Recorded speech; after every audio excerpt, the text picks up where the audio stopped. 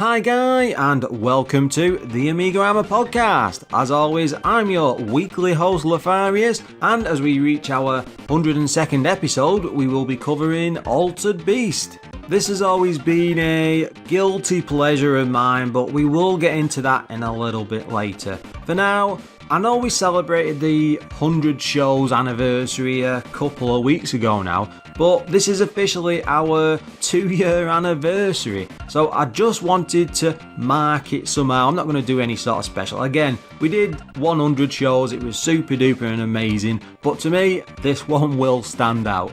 I mean, I'm still trying to get over the awesomeness that was the Beneath the Steel Sky episode. Guys, it was weeks and weeks ago, it involved so much effort and time, but I'm really proud how that one turned out. And a big thank you to everyone who shared that everywhere and are still sharing it because it's one of my biggest downloaded shows. I'm really happy to say it. It does show if you put in the effort, people will turn up to listen. If you haven't heard it by now, what the hell are you doing? Go back in the library, go and download a copy. Honestly, it's awesome. Now, it's about time to see what's been going on in the world of the Amiga this week. I'm sure everyone is familiar with Ravi from the Retro Hour podcast by now. Both of the show hosts have been running their own YouTube channels for years. I've probably mentioned them both before, and Ravi has even been a Patreon supporter in the past, of which I'm always grateful for his support. Well, Ravi's content is very Amiga focused, so it was bound to get mentioned in here. And I was going through his latest YouTube videos when I noticed a 30-minute documentary that he's done on MorphOS. It spends a lot of time dipping into the OS's history and what happened at Commodore before continuing the story after they all closed. He shows off each version of, the operating system and follows the story right up until the modern day. It's something I've always been aware of floating around in the background. And he spends absolutely ages going over each of the different systems, using the desktops and all the apps on there, with some, developer interviews thrown in. It really is a great documentary and I had a great time watching it. If you want to learn more about the Amiga, then by all means go and give it a watch. I'm sure that even if you consider yourself an Amiga expert, there's still something to see here, so give the link of you from the show notes and give it a like by all means. Next up is something I've sort of discussed very briefly over on the Discord chat room, but a few weeks ago I decided to take the plunge into VR and ended up buying one of those Oculus Quests. Now, I had a Rift several years ago, but thought it was a little bit pants. The wires and the way it all worked just wasn't what I was expecting, and after about 6, maybe 12 months, I ended up ditching it and selling it on eBay. Then, lo and behold, the Quest hit the shops about a month ago. Actually, I think it was back in May. Now, this thing is wireless all the way, basically getting rid of a lot of problems that I've been having before. The next thing I know, I'm ordering a 128 gig unit over on Amazon and hoping and praying for the best. Now this does ditch all the problems I had before and is what it should have been right from the off. Since then, I've practically been playing this thing, non-stop. I mean, in my eyes, the future is finally here. It's a fully immersive environment. You can move around with it, interact with items and objects in the world. You've got to be careful of stuff around with you. Quite luckily, my living room is just about big enough. I say just about. If I move a few chairs and the sofa about, I can get a nice big square. So if I'm swinging my arms around in the air, like swinging lightsabers and all sorts of crazy stuff around, I'm not going to knock myself out or damage any of the furniture. So because of this, VR has been in my mind an awful lot recently. You're probably wondering at this point, what's that got to do with the Amiga? Well, it's sort of a coincidence, but looking over at YouTube a few weeks back, I noticed that the Nostalgia Critic had just done a full documentary on Virtuality from the 1990s. Now, this was years before LCD screens and decent resolutions, headaches galore, but this company did manage to use the power of the Amiga 3000 to recreate the closest thing to virtual reality, I guess, that the 1990s could manage. It's a bit of kit that I've seen around many retro events and do's, and I think there's one at the Cambridge Retro Gaming Museum. I might be wrong there, it might be at somewhere else. Apologies there if I've mixed them up. Go and look it up on YouTube, because there's a fair few working units. Well, I think there might just be a couple on this point, I'm not sure. Anyway, you will need a drink and a big bag of popcorn for this one, as it's over 45 minutes long. It goes into all the nitty gritty of the company, and he even pays a visit to a museum to play one. In fact, that's where I'm getting it from, with the museum. Now, I knew as soon as I saw the Amiga 3000 in there, it just had to get a mention on the show. So make sure you wander by his channel right after I finish warbling on. If anyone's using an Oculus Quest or even an Oculus Rift, because some of these games do cross over, you can add my gamer tag on there. Just put in Lorfarius as a friend and, well, I'll see you in the world of VR. And that's about all the news I could find this week, so we really need to move on to Altered Beast. This might be the strangest game to cover on, well, the show's second anniversary, but I'm all for covering different games, no matter what sort of reputation they might have.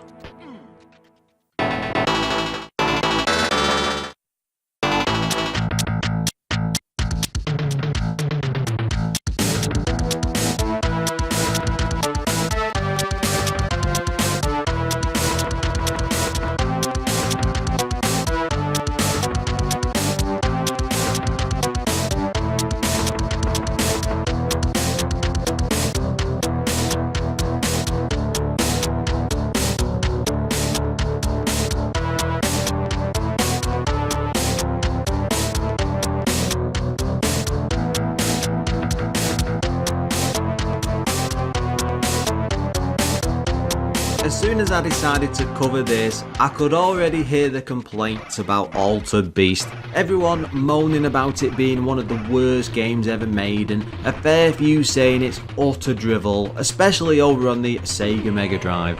Well, I've got some news for you lot. I loved this growing up. It was one of the first Sega Mega Drive games I ever owned, thanks to that being a launch pack-in title, and I would play it over and over and over again. Without a word of a lie, this was an obsession of mine, playing it every night after school over countless weekends and God knows how many months until I could afford a newer cart. For me, this was back when a console game had to last until the very next Christmas, and I can clearly recall rinsing it repeatedly, timing myself on my Casio digital wristwatch and trying to find the best way through each level. I was doing speed runs before I even know what they actually were, and because of those hours lost to the beast, it will always hold a very fond place in my heart. Going back to it recently when I finally picked up a Mega SG, I still wanted to sink more and more hours into playing it. The muscle memory for this one is still strong all these years later, and I think that's just about my entire Altered Beast history. I never played this on anything beyond the Mega Drive, so I'm coming at today's show with, well, gleaming eyes. I'm looking forward to some hidden Amiga greatness. A fair few YouTubers have declared this to be one of the worst Amiga games ever made, but you never know, they might just be wrong. Yeah, stop giggling in the back. I know what's coming, but oh my god, are we in for a surprise? This is AMIGArama though, so this is what we do best. It was published by Activision. They did a fair few games like Atomic Robo Kid, Fighting Soccer, Little Computer People. I really want to do a show on that, but there's next to nothing online. We will cover it one day. The developer was Software Studios. I never even heard of them before. They only did a few games like Atomic Robo Kid again, IK Plus, Power Drift and Super Hang-On, so quite a good library there. It came out in 1989 on just 2 floppy disks. Now, it was a 2-player game priced at £14.99. That's quite a surprise for a fresh release.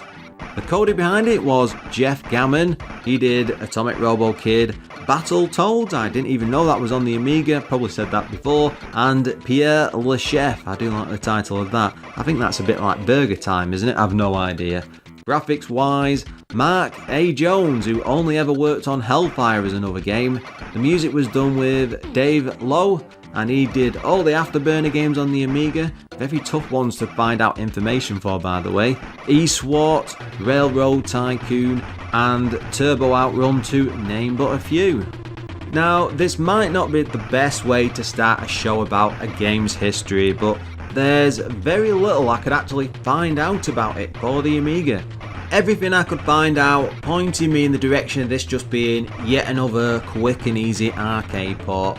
The coder did very few games and they were all a good few years apart, especially when they hit the general public, so we're just going to have to do our best with the arcade history, and it's not all that bad though, because I think there's a rather decent story behind it. Relying heavily on what looked to be a Greek story setting, Makoto Yoshida was assigned the game as a director by Sega, and he wanted to go out of his way to make an action game that could be as flashy and showy as possible. He'd been influenced by Michael Jackson's Thriller and the movie The Howling, and thought that he could do something just as good with an arcade game.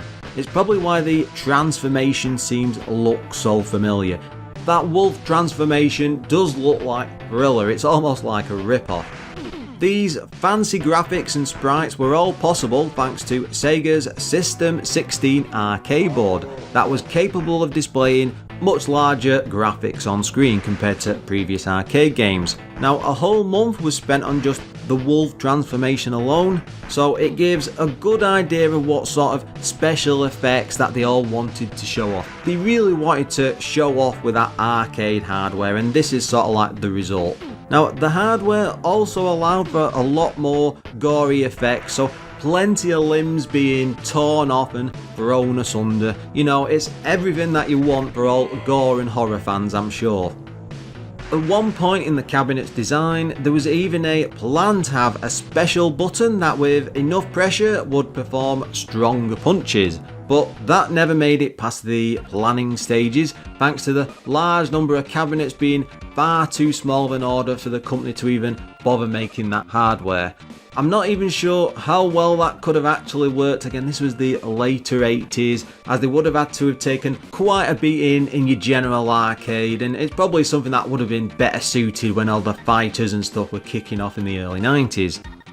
Makoto thinks that it's the reason why the game doesn't have as much depth as he would have liked. You're not being able to bash people in meant crowds would get a bit bored at how repetitive the entire game could be, especially after just a few goes. The combat just wasn't complex enough, and he does regret never managing to include the actual pressurized buttons. He didn't give up though. He did try to get them in again on the Sega Mega Drive port, but it just wasn't possible with the console's hardware, so sadly it was just a like-for-like port. Altered Beast didn't go on to have much success in the Japanese market, but we all seem to lap it up over in the West, with it being very successful and one of the reasons why Sega decided to include it as a pack-in. The Mega Drive was built to be a home version of the System 16 arcade board, so it's only natural that it ended up with one of the best home ports of Sega's game. That's the one I played and loved to bits, but everyone else seems to hate. Altered Beast is often brushed aside, but Makoto next went on to work on Golden Axe, which we covered way back in episode 63, and you could easily argue that he really started to learn his craft with Altered Beast, and it's what made it into the game we all know and love today.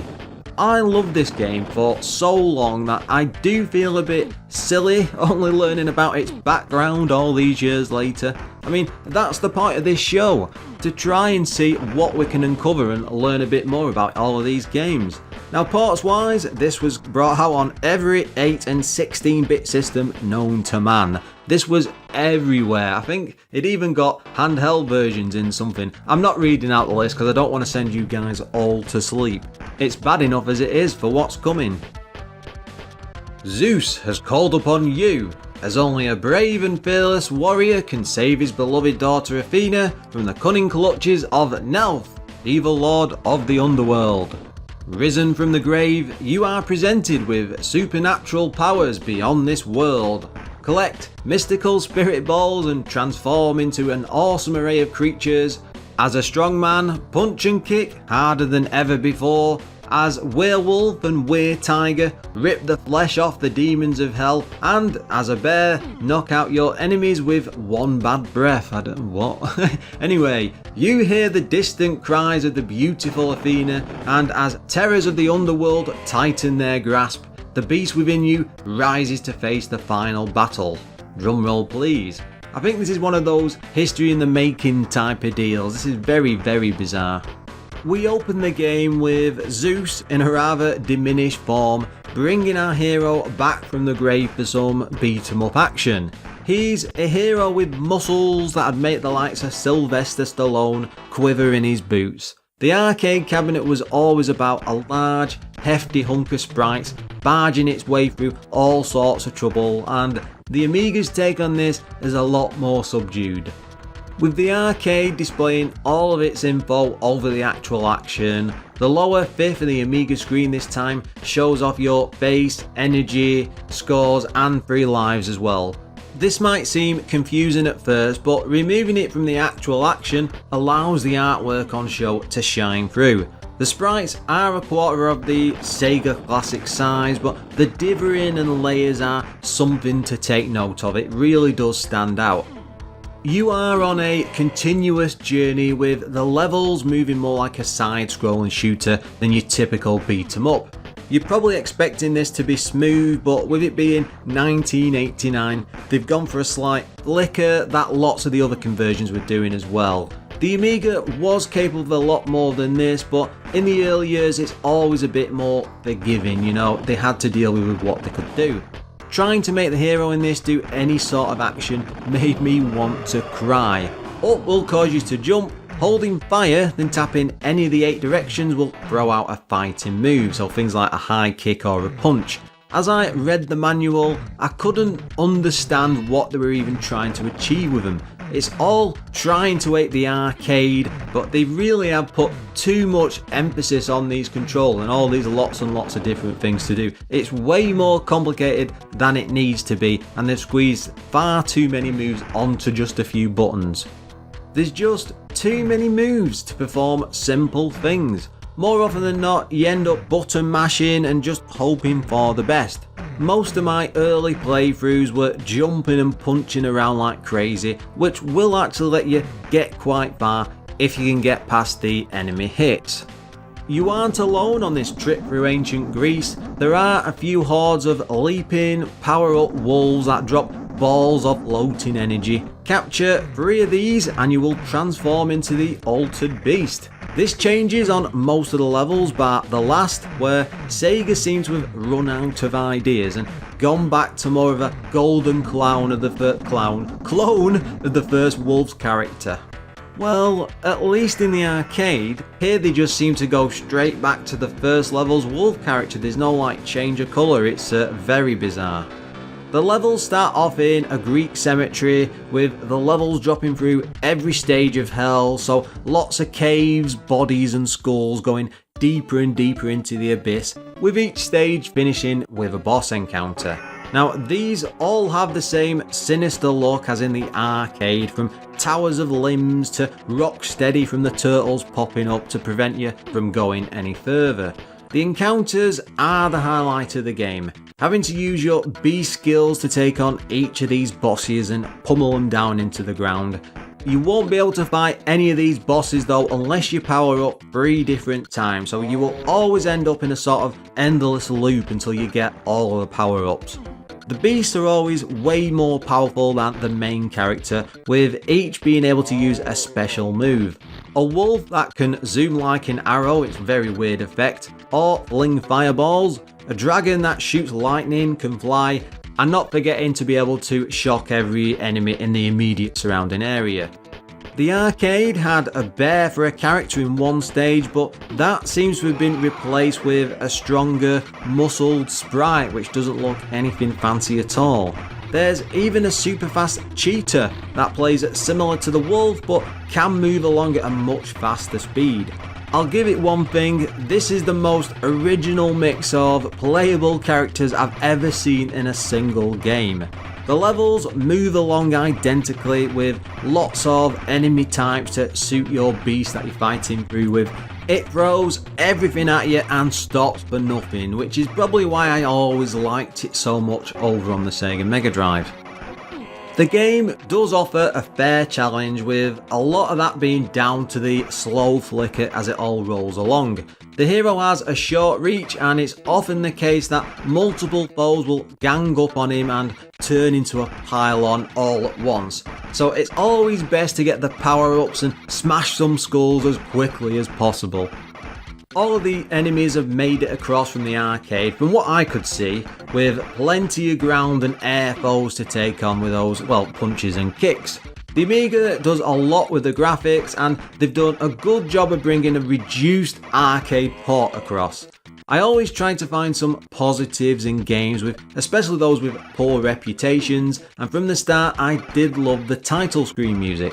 It's not the greatest of renditions, but it's got this weird audio wobble, the sort of echo I remember bouncing off the walls when you'd walk through an actual arcade.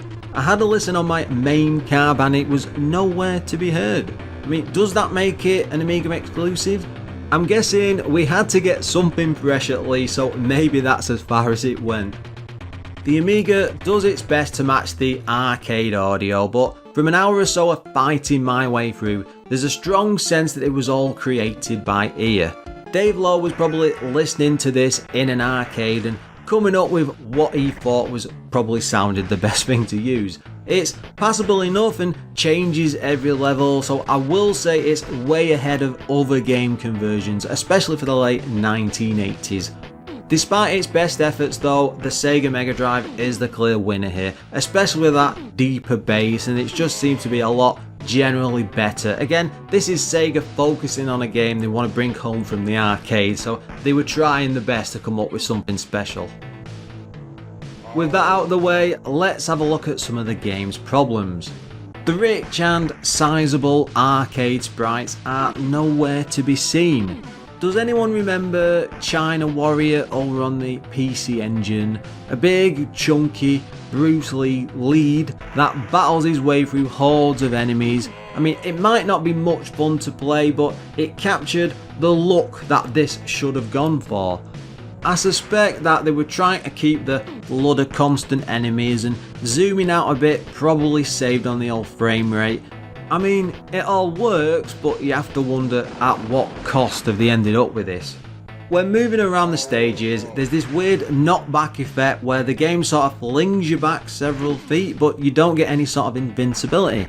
A quick animation plays and it can be a right pain to even get out of that. Lots of times the enemies just pile right into you, and it won't be long before you're getting a right good whooping with like no chance to escape. Some of the special moves will get you out of this if you can get one off in time thanks to those awful controls, but I struggled no matter how well I was doing or how I was timing the button presses. When I was 12 years old, I had one of those cheap Chinese Sony Walkman rip-off systems, at least to play my tape collection with. It wasn't the best of systems for sure, but it did have one of those high dub buttons to change the speed. It's completely useless for most people, but I'd always have some fun speeding the music up and down just to see how silly it all sounds. A few goals with Alter Beast brought me right back to pottering around with that Walkman in hand. Slow, strange and proper off-kilter music. I'm not sure what actually happened with the music here, but it's solely lacking in trying to copy the arcade original. I think he's done his best, but what we ended up with, Dave, is just not that good, I'm afraid. Having a peek at the magazine scores, CU Amiga gave this 87%, my god. Amiga Computing 82%, CVG 69%, Amiga Action 40%. Those scores are outright appalling. I always see comments about the golden age of the 90s magazines, but when they stick anything more than 50% on something like Alter Beast, they can all go straight in the bin. It's been ages since I had a need for that award, and right now I'm hovering the stamp over CU Amiga and Amiga Computing. Come on guys, just behave yourselves. There's little to redeem this one, and it's not a case that some reviewers just have different tastes. This is fundamentally broken at its core, and I'd have been demanding my 15 quid back from the shop if I'd have bought it back then. Controversial to say that I like the Sega Mega Drive version, but Activision really hasn't been kind to one of my all-time console faves. When I look back at stuff like Fast Food Dizzy and how that was all done in a single weekend, I get the feeling here that the gameplay was a Friday afternoon jobby done by the work experience kid on his last day. Choppy movement and choppy controls do a right number on how this should play. It's also easy to get stuck on scenery if the view is moving along, so you're always best sticking close to the middle of the screen. That's not as easy as it sounds though, with loads of enemies constantly flooding your surroundings and constantly piling on top of you. That's one thing in its favour, the frame rate didn't drop for me no matter how many enemies turned up. And if you don't focus on the slow moving main character, it does all roll along at a steady old pace. The Amiga, in my eyes, was always leagues ahead when it came to music, especially with its samples. This doesn't even attempt to use the rise from your grave line. The villain should do an evil cackle when he steals your power-ups after each boss, but it's been left on the cutting room floor, there's bugger all there. Little touches like that can make or break a game, and there's very little here to actually hear or see. It's not all bad though. It might not be the best to play or sound all that good, but it does a decent job of copying the arcade's sprites and layouts. The main difference is they have gone for a sort of zoomed out look when it should be a lot closer. Part of the fun from the original is how big the actual player can get, but they've gone for a more pared down, smaller design. It's very, very odd. Some time has been sunk into bringing the arcade artwork across at least. It just falls over everything else it tries to do. The appeal for me was always how well the whole game would portray walking a giant, muscle Greek guy around the screen, bashing some heads in.